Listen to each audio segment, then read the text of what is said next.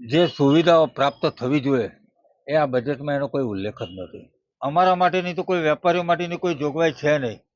છાસવારે દબાણ શાખાવાળા આવી અને ચાર દરવાજામાં કે જૂના સિટીમાં આવી અને તમે દબાણ દૂર કરો, પણ હું કાયમ કહેતો આવ્યો છું કમિશનરશ્રીને, મેયરશ્રીને, કે તમારે આના માટે એક પરમેનન્ટ સોલ્યુશન લાવવું ખૂબ જરૂરી છે.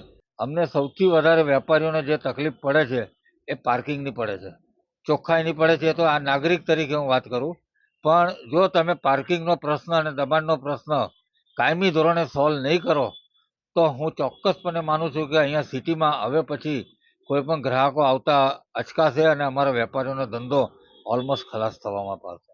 ઓલરેડી વડોદરામાં બે મોટા સ્પોર્ટ્સ કોમ્પ્લેક્સ છે, સમાનું અને માંજલપુરનું. તમે એનો પૂરેપૂરો ઉપયોગ કરો.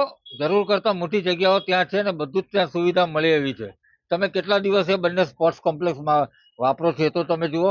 અનનેસેસરીલી પ્રજાના પૈસાને હમણાં કંઈ જરૂર નથી. એટલા પૈસા પ્રાથમિક સુવિધામાં વાપરો તો વધારે સારું.